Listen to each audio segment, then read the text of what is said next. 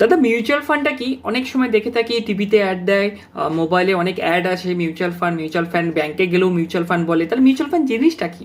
Mutual fund হলো এক ধরনের ফাইন্যান্সিয়াল ইনস্ট্রুমেন্টটা কিভাবে কাজে লাগায় দেখুন। কোনো মানুষের যদি তার বিনিয়োগের প্রতি ইচ্ছা করে, আমার মনে হয় তার হাতে করি মিউচুয়াল ফান্ডে হওয়া উচিত। কেন?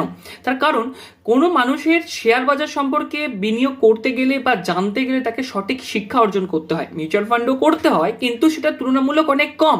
আর শেয়ার বাজারে যতটা রিস্ক থাকে, মিউচুয়াল ফান্ডে তার থেকে রিস্কটা কম। কেন? তার কারণ মিউচুয়াল ফান্ডে আমি কি করি, আমার টাকাটাকে ম্যানেজ করার জন্য একজন ডেডিকেটেড পার্সনকে আমরা টাকাটা দিই। যে ডেডিকেটেড পার্সনটা কি?